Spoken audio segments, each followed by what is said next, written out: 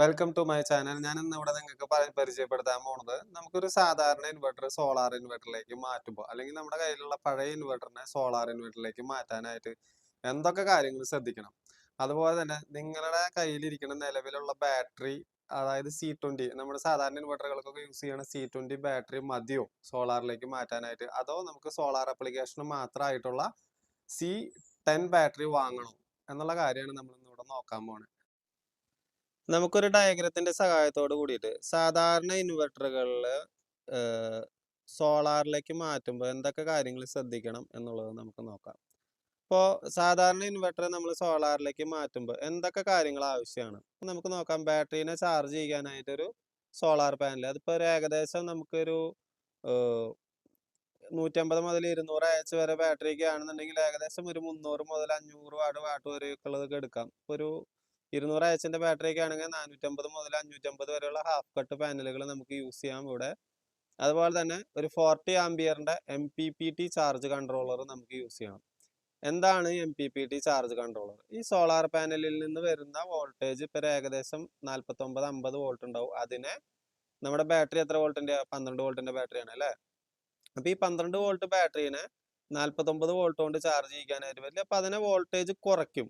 അതായത് MPPTയിൽ എത്തിക്കഴിഞ്ഞ് കഴിയുമ്പോൾ അതിൻ്റെ വോൾട്ടേജിനെ കുറച്ച് 14 വോൾട്ട് ആക്കിയിട്ട് ബാക്കി മുഴുവൻ ആംബിയർ ആക്കി മാറ്റി എന്ത് ചെയ്യും? ഈ ബാറ്ററീനെ ചാർജ് ചെയ്യിപ്പിക്കും. അപ്പോൾ അങ്ങനെയാണ് നമ്മുടെ നോർമൽ ഇൻവെർട്ടറിനെ സോളാർ ഇൻവെർട്ടറിലേക്ക് മാറ്റുമ്പോൾ ചാർജിങ് നടക്കുന്നത്. അപ്പോൾ ഇതിൽ എന്തൊക്കെ കാര്യങ്ങൾ ശ്രദ്ധിക്കാനുണ്ട് എന്നുള്ളതാണ് ഇനി നമ്മൾ നോക്കാൻ പോകുന്നത്. ഇനി കണക്ഷൻ സൈഡ് നമുക്ക് നോക്കാം. സാധാരണ ഇൻവെർട്ടർ ആണെന്നുണ്ടെങ്കിൽ ഈ ഫേസിന് ഇതിൽ കൂടെ വന്ന് ഇവിടെ വന്ന് നേരെ ഇൻവെർട്ടറിലേക്ക് കൊടുക്കും. ന്യൂട്രറും നേരെ പ്ലഗിൽ നിന്ന് ഇൻവെർട്ടറിലേക്ക് കൊടുക്കും. ഇൻവെർട്ടറിന്റെ ഔട്ട്പുട്ട് നേരെ ഇങ്ങോട്ട് കൊടുക്കും, ഇതിന്റെ പ്ലഗിലേക്ക് കൊടുക്കും. ഈ കറണ്ട് കണക്ഷൻ നമുക്ക് ഇവിടെ ആവശ്യമില്ല, ഇന്നും ഔട്ടും.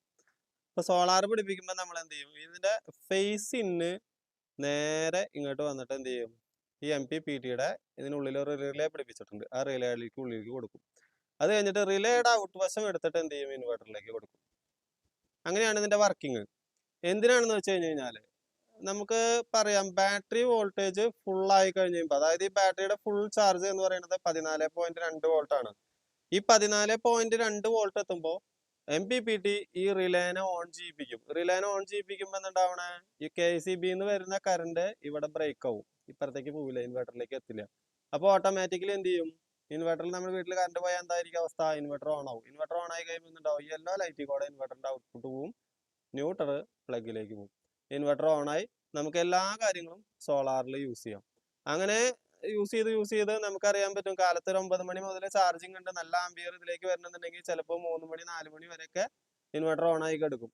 അതിനനുസരിച്ച് കുറെ ഈവനിങ് ഒക്കെ 4 മണി 5 മണിയൊക്കെ ആയി കഴിയുമ്പോൾ എന്താവും? സോളാർ പാനലിൽ നിന്നുള്ള ആംബിയർ കുറയും. കുറഞ്ഞു കഴിയുമ്പോൾ ഓട്ടോമാറ്റിക്കലി ബാറ്ററി വോൾട്ടേജ് നമുക്കൊരു 11.8 എത്തും. അതായത് യൂസ് ചെയ്ത് ബാറ്ററി വോൾട്ടേജ് 11.8 എത്തി കഴിയുമ്പോൾ എന്തുണ്ടാവും?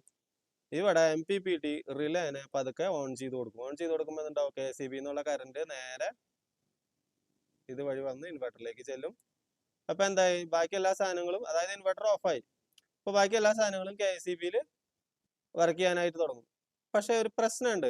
അങ്ങനെ ബാറ്ററിയിലേക്ക് തിരിച്ചിവിടെ എത്തി കഴിഞ്ഞ് കഴിയുമ്പോൾ ബാറ്ററി വോൾട്ടേജ് 11.8 വോൾട്ട് ആണെന്ന് ഇൻവെർട്ടർ മനസ്സിലാക്കി കഴിഞ്ഞാൽ ഓട്ടോമാറ്റിക്കലി എന്ത് ചെയ്യും? KCB ഉപയോഗിച്ച് ചാർജ് ചെയ്യാനായിട്ടുള്ള ഒരു ശ്രമം നടക്കും. അപ്പൊ നമ്മുടെ കയ്യിൽ ഉണ്ടായിരിക്കുന്ന ഇൻവെർട്ടറിന് ഈ ഒരു ഫെസിലിറ്റി അത്യാവശ്യമാണ്.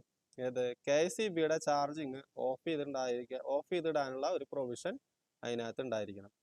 അപ്പോൾ എപ്പോഴും ഇൻവെർട്ടർ വാങ്ങുമ്പോൾ ഇനിയുള്ള കാലഘട്ടങ്ങളിൽ ഞാൻ കഴിഞ്ഞ വീഡിയോയിൽ പറഞ്ഞിട്ടുണ്ടായിരുന്നു, ഇതേപോലെ തന്നെ ഗ്രിഡ് ചാർജിങ് ഓൺ ഓഫ് ചെയ്തിടാനുള്ള ഒരു പ്രൊവിഷൻ അതിനകത്ത് ഉണ്ടായിരിക്കണം.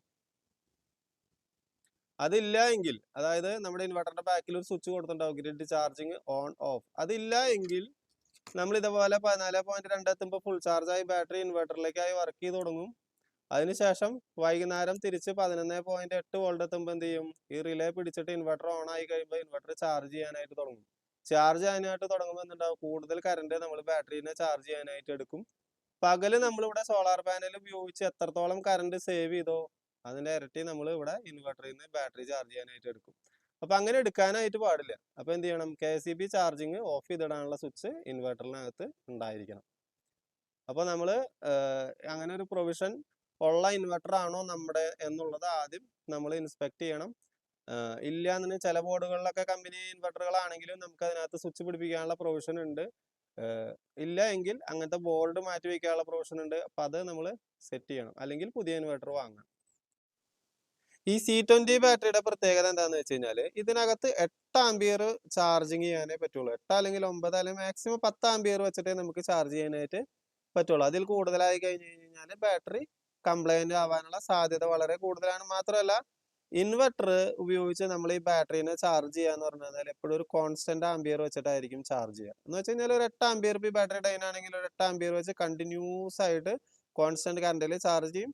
ആ ചാർജിങ് 14.2 എത്തുമ്പോൾ ബാറ്ററി ഫുൾ ചാർജ് ആവണോട് കൂടിയിട്ട് ഇതിന്റെ ആംപിയർ കുറച്ച് അവസാനം ബാറ്ററി ചാർജിങ് ഓഫ് എന്നുള്ള ഒരു കണ്ടീഷനിലേക്ക് എത്തും. അതുകൊണ്ട് തന്നെ ഈ ബാറ്ററി എപ്പോഴും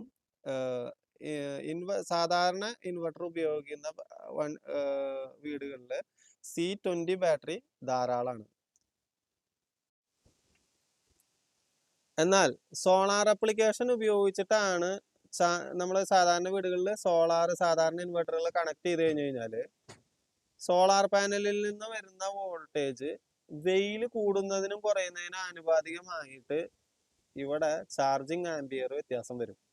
ചിലപ്പോൾ 14 ആംപിയറിൽ വരാം, ചിലപ്പോൾ 20 ആംപിയറിൽ വരാം, ചിലപ്പോൾ 22 ആംപിയറിലെല്ലാം അങ്ങനെ കയറി ഇറങ്ങിയിട്ടായിരിക്കും ചാർജിങ് നടക്കുക. അപ്പൊ അങ്ങനെ കയറി ഇറങ്ങി ചാർജിങ് നടക്കുന്ന സമയത്ത് ഇതുപോലുള്ള C20 ടൈപ്പ് ബാറ്ററിയാണ് യൂസ് ചെയ്യണമെന്നുണ്ടെങ്കിൽ ഇതിന്റെ ബാറ്ററിയുടെ പ്ലേറ്റിന് തിക്നെസ് കുറവായിരിക്കും. അതുകൊണ്ട് ഈ ബാറ്ററി പെട്ടെന്ന് ഡാമേജ് ആവാനുള്ള സാധ്യത കൂടുതലാണ്. കാരണം ഇതിനകത്ത് മാക്സിമം 8 ആംപിയർ അല്ലെങ്കിൽ 9 ആംപിയർ 10 ആംപിയർ വരെ ചാർജ് ചെയ്യാനായിട്ട് പറ്റുള്ളൂ. എന്നാൽ നേരെ C10 ബാറ്ററിയിൽ നമുക്കൊരു 15 ആംപിയറോ 20 ആംപിയറോ ഒക്കെ വെച്ച് നമുക്ക് ചാർജ് ചെയ്യാനായിട്ട് പറ്റും. മാത്രമല്ല വേരിയബിൾ ആയിട്ട് വരുന്ന വെയിലിന്റെ അനുപാതം കൂടുന്നതിനും കുറയുന്നതിനനുസരിച്ച് വരുന്ന ആ ആംപിയർ താങ്ങാനുള്ള കപ്പാസിറ്റി ഇതിനകത്തുണ്ട്. അപ്പൊ 2 ഗുണങ്ങളുണ്ട്. ഒന്ന്, നമുക്ക് ഹൈ ആംപിയർ ഉപയോഗിച്ച് ചാർജ് ചെയ്യാം, അതുപോലെ തന്നെ ഹൈ ആംപിയർ ഡിസ്ചാർജ് ചെയ്യുകയും ചെയ്യാം. ഇതിനകത്തുനിന്ന് ചാർജ് ചെയ്യണ ഡിസ്ചാർജിങ് കറണ്ടിനേക്കാൾ കൂടുതലായിട്ട് നമുക്ക് C10ൽ നിന്ന് ഡിസ്ചാർജിങ് കറണ്ട് കൂടുതലായിട്ട് എടുക്കാനായിട്ട് സാധിക്കും ഈ ഇൻവെർട്ടർ ഉപയോഗിച്ചിട്ട്. അപ്പൊ എൻ്റെ അഭിപ്രായത്തിൽ C10 ബാറ്ററി ആണ് നമുക്ക് ഏറ്റവും ബെസ്റ്റ്. എന്ന് വെച്ചാൽ സോളാർ ആപ്ലിക്കേഷന് ഏറ്റവും ബെസ്റ്റ് C10 ബാറ്ററിയാണ്. ഇപ്പൊ നിലവിൽ C20 ബാറ്ററി ഉള്ളവർക്ക് കണക്ഷൻ കൊടുത്താലും കുഴപ്പമില്ല, പക്ഷെ വളരെ കുറച്ച് ആംപിയർ ഉപയോഗിച്ച് മാത്രം കൊടുക്കുക. നമ്മൾ സാധാരണ ഇൻവെർട്ടറിനെ സോളാർ ഇൻവെർട്ടറിലേക്ക് മാറ്റുമ്പോൾ ഉള്ള വേറൊരു പ്രശ്നം എന്താണെന്ന് വെച്ച് കഴിഞ്ഞാൽ നമുക്കറിയാം, സാധാരണ ഒരു ഇൻവെർട്ടർ മാത്രമാക്കിയിട്ട് വെക്കുകയാണെന്നുണ്ടെങ്കിൽ ബാറ്ററീനെ എപ്പോഴും ഇൻവെർട്ടർ ഫുൾ ചാർജിലായിരിക്കും നിർത്തുക. അതായത് 14.2 വോൾട്ടിലായിരിക്കും നിർത്തുക. എന്നാൽ സോളാർ ആപ്ലിക്കേഷൻ നമ്മൾ വീട്ടിൽ കൊടുത്തിട്ടുണ്ടെന്നുണ്ടെങ്കിൽ ഇത് 11.8 എത്തുമ്പോഴാണ് റിലേനെ കണക്ട് ചെയ്തിട്ട് ഇൻവെർട്ടറിനെ ഓൺ ആക്കി കൊടുക്കുക. എന്ന് വെച്ചാൽ മാക്സിമം നമുക്ക് സോളാറിലേക്ക് ഓടിപ്പിക്കാനായിട്ട് കറണ്ട് ബില്ല് കുറയ്ക്കാൻ വേണ്ടിയിട്ട് അങ്ങനെ ഒരു പ്രൊവിഷൻ കൊടുത്തിരിക്കും. അങ്ങനെ കൊടുക്കുമ്പോൾ എന്താണെന്ന് വെച്ച് കഴിഞ്ഞാൽ ഈവനിങ് ടൈമിൽ എപ്പോഴും നമുക്കൊരു 60% ബാറ്ററിയുടെ 60% മാത്രമേ എപ്പോഴും നമുക്ക് ഈവനിങ്ങിന് എന്തെങ്കിലും എമർജൻസിക്ക് കറണ്ട് പോയി കഴിഞ്ഞ് കഴിഞ്ഞാൽ ബാക്കപ്പ് ഉണ്ടായിരിക്കുള്ളൂ.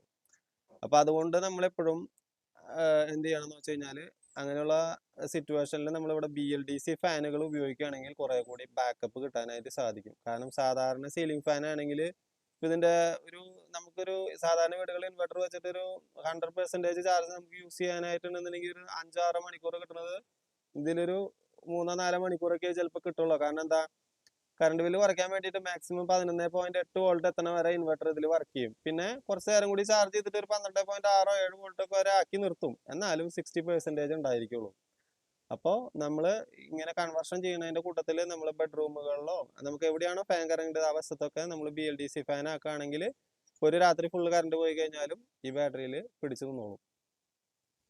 ഇതാണ് നമ്മുടെ മൾട്ടിമീറ്റർ അല്ലെങ്കിൽ ക്ലാംബോമീറ്റർ എന്ന് പറയുന്നത്. കാരണം 10 ആംപിയറിൽ കൂടുതലൊന്നും നമുക്ക് സാധാരണ മൾട്ടിമീറ്ററിൽ നമുക്ക് അതിന്റെ ആംപിയർ ചെക്ക് ചെയ്യാനായിട്ട് പറ്റില്ല.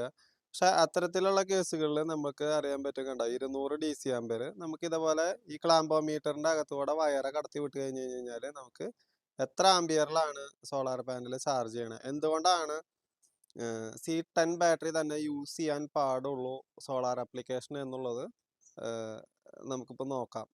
ഇത് നോക്കി കഴിഞ്ഞാൽ കാണാൻ പറ്റും നിങ്ങൾക്ക് ഇത് SPS ന്റെ ഒരു സോളാർ ചാർജ് കൺട്രോളർ ആണ്.